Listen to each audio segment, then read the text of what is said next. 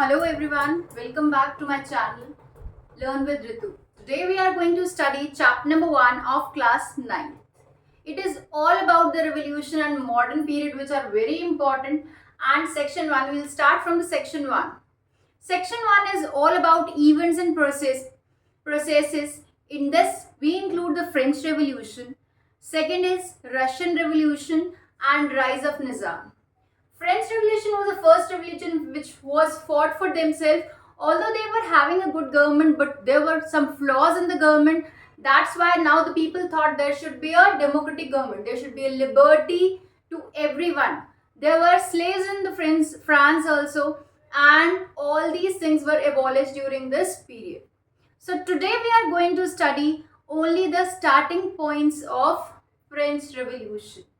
What was French Revolution and how it was started and why it was started? We will read this much about it. First of all, it was started on 14 July 1789. The Paris was stated in the state of alarm. What do you mean alarm? Alarm होता क्या है? हर कोई डर के उसमें था. सबको डर लग रहा था. न जो राजा था लुइस वॉज ऑल्सो अफ्रेड कि लोग रिवोल्ट करेंगे, और लोग इस डर में थे कि लुइस पता नहीं अब क्या करने वाला है. अब ये दिन था जिस दिन बहुत ज्यादा डर सबके मन में था, और हर कोई इस चीज को लेके उत्सुक था कि अब आगे क्या होने वाला है. Now what happened? The king ने क्या ऑर्डर किया था? किंग ने ऑर्डर किया अपने ट्रूप्स को अपनी सिटी के अंदर लाने में, ताकि लोग रिवोल्ट जो करने वाले होंगे उनको रोका जा सके.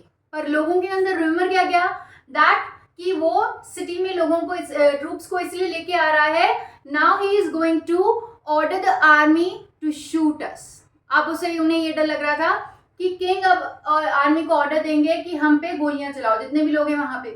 अब इसके कारण क्या हुआ? 7,000 people gathered around the 7,000 people gathered in the front of town hall, और उन्होंने बहुत सारी बिल्डिंग्स को तोड़ दिया. जितनी भी ऑफिशियल बिल्डिंग्स थी उन एरिया में टाउन हॉल के आसपास, उन सबको तोड़ा. क्यों तोड़ा? क्योंकि अब उन्हें ये डर था कि ये लोग हम पे गोलियां चलाएं, इससे पहले हमें आर्म्स एंड एमिनेशन ले लेनी चाहिए. अब इस होड़ में कि कौन पहले लोगों ने इसको पूरे एरिया को ब्रोक कर दिया, और अब आर्म्स की तलाश शुरू हो गई. आप में से बहुत सारे बच्चे जानते होंगे what do you mean by arms. Arms है बंदूकें, आपके गोला बारूद, ये सारी चीजें आर्म्स एंड एमिनेशन में आ जाती है.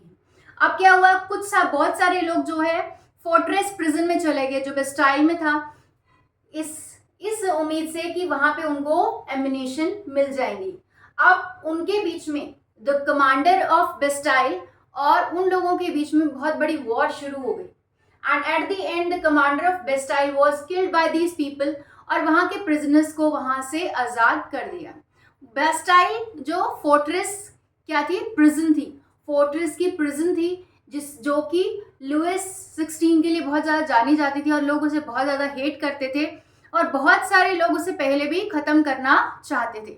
अब उन्होंने क्या किया? बेस्टाइल के प्रिजन को तोड़ दिया, और अब फोर्ट्रेस वाज डिमोलिश्ड, और इसके जो जितने भी पत्थर थे ना, लोगों को बेच दिया. जो लोग ये चाहते थे कि उनके आगे उनको यादगार रहे कि कभी ऐसा कुछ था या हमने इस पे विजय पाई, जो लोग ये इस चीज को यादगार बनाना चाहते थे, उन लोगों को उन पत्थरों को बेच दिया गया. उसके बाद कुछ दिन बाद क्या हुआ? The writing start. Writing, let me explain you properly what do you mean by rights. अभी तक हमने क्या क्या पढ़ा? पहले हमने ये पढ़ा कि 14 जुलाई को पेरिस में लोग इकट्ठा हुए. लोगों को डर था कि अब कुछ होने वाला है. राजा ने ट्रूप्स को ऑर्डर बुला लिया डर के मारे, और लोग वहां इकट्ठा हो गए. अब लोग क्या चाहते थे कि हम पे गोलियां चलाएं, इससे पहले हम आर्म्स एंड एमिनेशन इकट्ठे करते हैं. अब वहां पे दंगे भड़कने शुरू हो गए थे. कहां पे? पेरिस और कंट्री साइड में. अब ये दंगों के कारण बहुत सारे कारण थे. उनमें से एक कारण क्या था? बहुत सारे लोग इसीलिए भी दंगे कर रहे थे. They were fighting for what? For the increased price of bread. Now the food grains price has also risen up.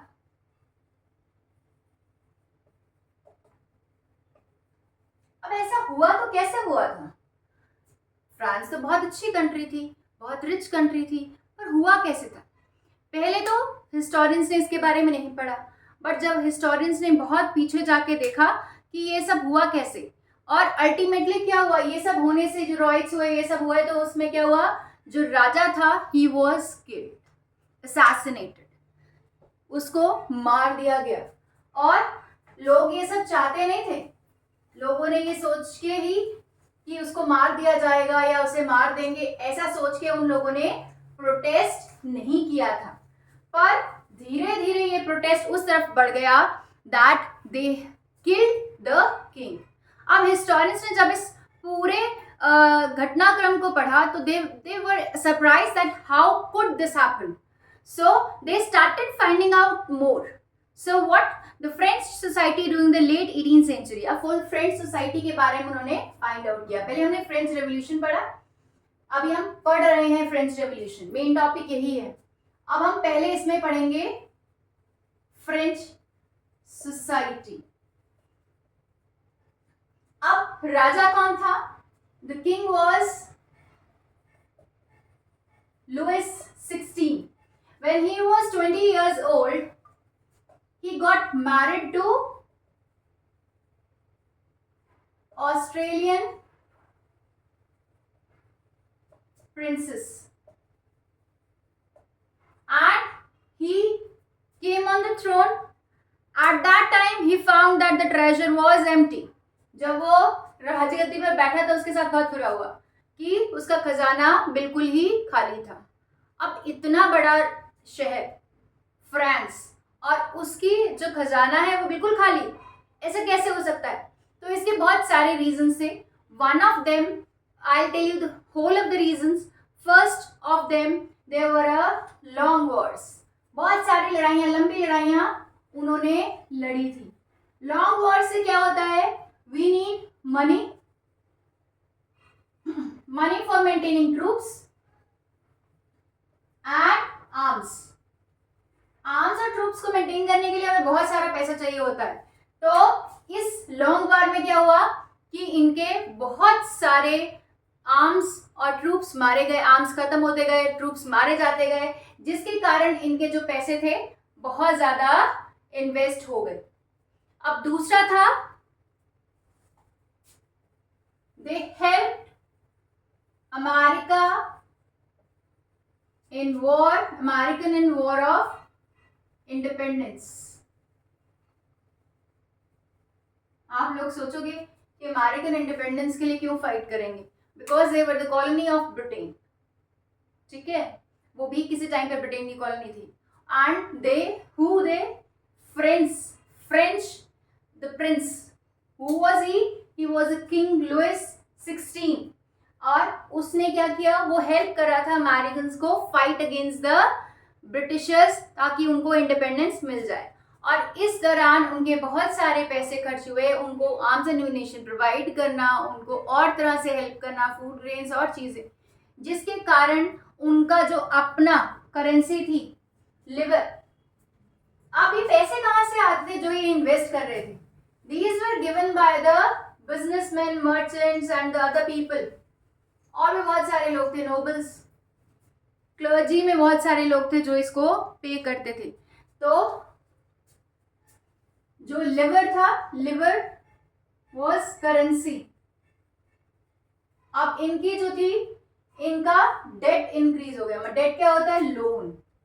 जो लोगों से लोन लिया था वो टाइम बाय टाइम वॉर और अमेरिका को इंडिपेंडेंस की वॉर में हेल्प करने से क्या हुआ था, उनका लोन जो है वो और इंक्रीज होता था। अब लोन इंक्रीज हो रहा था, अब जो लोन देने वाले थे उन्होंने अब अपनी मनमानी शुरू की।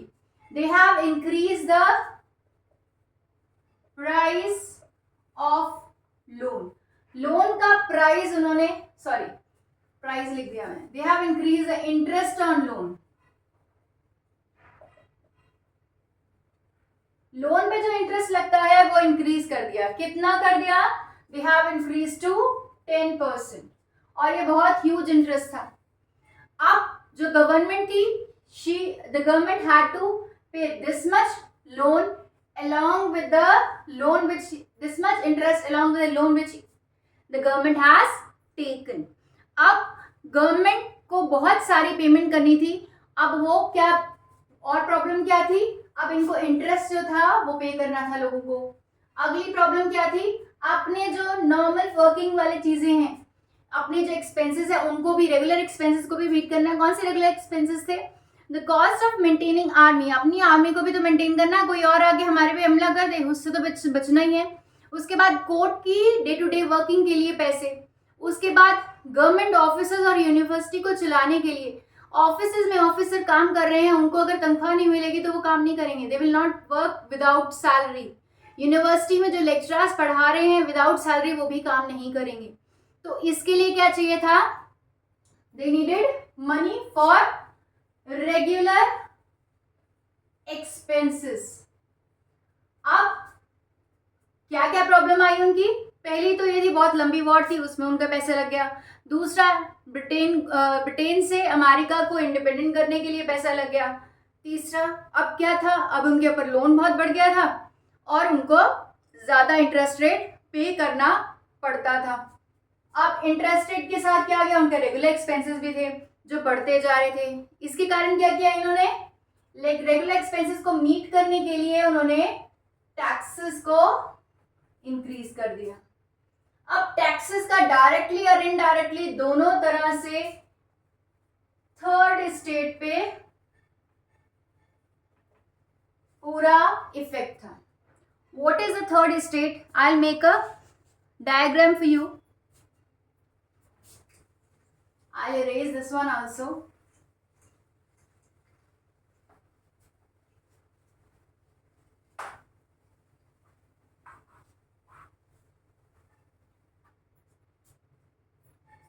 पहले है फर्स्ट स्टेट. फर्स्ट स्टेट में आ जाते हैं आपके क्लर्जी, और then is second state. Second state में नोबल्स. नोबल्स कौन होते हैं? नोबल्स जो हमारे राजा के आसपास रहने वाले लोग, जो इम्पोर्टेंट लोग होते हैं, जो लोन देते हैं गवर्नमेंट को, या जो गवर्नमेंट के डे टू डे वर्किंग में बहुत इंपॉर्टेंट रोल प्ले करते हैं. अब थर्ड स्टेट 3 पार्ट्स में डिवाइडेड है. ठीक है, थर्ड स्टेट, इसमें आपके मर्चेंट आ जाते हैं, बिजनेसमैन आ जाते हैं, और अदर इंपॉर्टेंट पीपल. कौन कौन से हैं? It is merchant, businessman, court officials, lawyers etcetera, बहुत सारे लोग आ जाते हैं. ठीक है, इसके बाद इसमें आ जाते हैं पीजेंट्स, क्राफ्ट्स पर्सन एक्सेट्रा. इसमें लैंडलेस लेबर और अदर स्मॉल वर्कर्स, जिनका अपना कुछ नहीं. तो अब क्या था? ये दो थे, दे वर एग्जेम्प्टेड फ्रॉम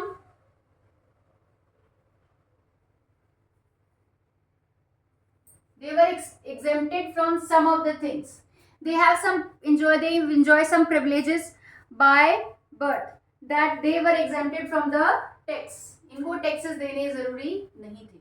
तो अब टैक्सेस कौन देता था? Only the third state used to pay the taxes. इसमें चर्चेस भी आपके आ जाते हैं, चर्चेस भी टैक्सेस देते थे. ठीक है, तो अब मर्चेंट, बिजनेसमैन, चर्चेस, ये सारे लोग एक्सेट्रा, बहुत सारे लोग हैं इसमें जो पे करते थे. अब चर्चेस क्या करते थे? ये टैक्सेस कलेक्ट करते थे 10% या 1/10 ऑफ एग्रीकल्चर. जितना भी एग्रीकल्चर प्रोड्यूस हुआ पीजेंट का, तो उसका 1/10, आपने सुना होगा 10 लोग अपना 1/10% ऑफ जो सैलरी है उसको बचा के भगवान को देते हैं. तो उस टाइम पे जजेस क्या करते थे? 1/10% क्या थे? वो रख लेते थे.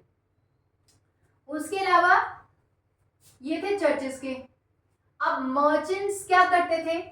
मर्चेंट्स करते थे कि पीजेंट से, जो लैंडलेस वर्कर्स थे, उनसे अपनी लैंड पे सर्वेंट्स थे, काम करवाते थे, ठीक है, उनसे टैक्सेस कलेक्ट करते थे, पीजेंट से, सर्वेंट से, इन सब से टैक्सेस कलेक्ट करके अपने टैक्सेस की पूर्ति करते थे, ठीक है। ये तो उनकी सोसाइटी हो गई। अब टैक्सेस कैसे कलेक्ट होते थे?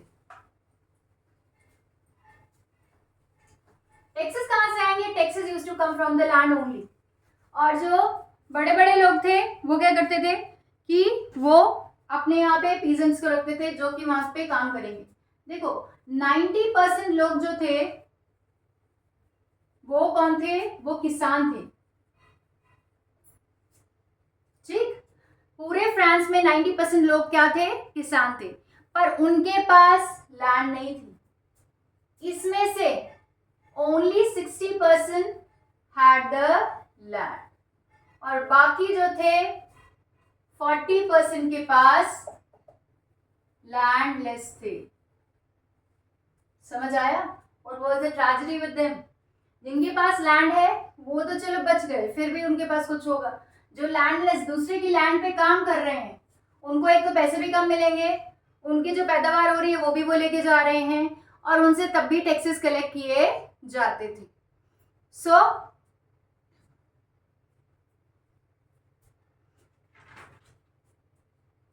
पीजेंट्स जो थे, they serve their lord, work in the houses and fields.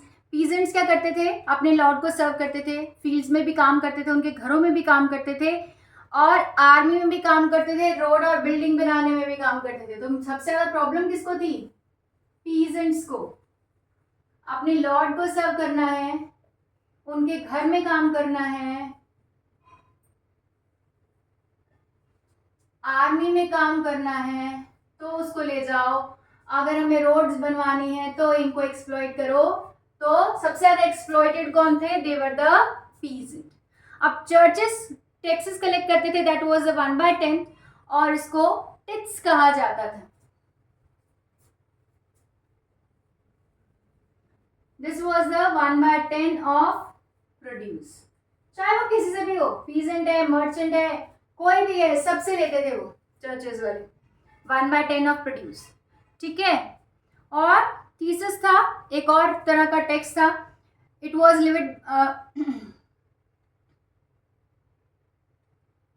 Tales जो टैक्स था, दैट टैक्स वाज टू पे डायरेक्टली टू द स्टेट।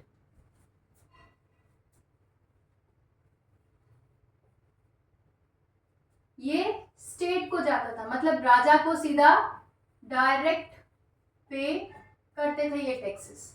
तो आपने यहां तक, आज हम यहीं तक पढ़ेंगे। तो अब क्या था? यहां तक जो हमने पढ़ा, that was the main reason of revolt, कि सारा जो बोझ है that were on the peasants only. चाहे वो लैंडलेस हैं, चाहे वो लैंड वाले हैं, हर कोई उनसे ही टैक्सेस कलेक्ट करने की कोशिश करता था। मर्चेंट भी टैक्सेस पे करते थे, बट जो लोग लैंड ओन करते थे वो लोग क्या, देखो आप खुद हिसाब लगाओ, 90 का 60% कितना हुआ? 54, ठीक है। 100 में से 90 लोग किसान हैं, तो मतलब 54, 90%, 100% है मान लो कोई भी चीज, तो 54 जो है वो किसान है, और 54 के पास सिर्फ 60% लैंड है। बाकी जो लैंड है, जो कल्टीवेटेड लैंड है, वो किसके पास है? वो नोबल्स के पास है, या बाकी रिच मर्चेंट्स के पास है, रिच जितने भी लोग हैं उनके पास है। तो पीजेंट्स की सबसे बड़ी दुविधा ये थी कि वो लोग कमाने वाले थे, and rest all were depended on them. So this was the main cause, सबसे इंपॉर्टेंट कॉज ये था कि इंक्रीज इन टैक्सेस, और जिसके कारण जो नॉर्मल लोग थे वो अपनी डे टू डे लिविंग को नहीं जी पा रहे थे। So that's all for today's lecture. I will continue in the next lecture. Bye bye to all, and I hope you all like my video. If you like, share करें, like करें, और please subscribe करें ज़्यादा से ज़्यादा इसे. Thanks a lot. It will encourage me to make one more video. Bye bye.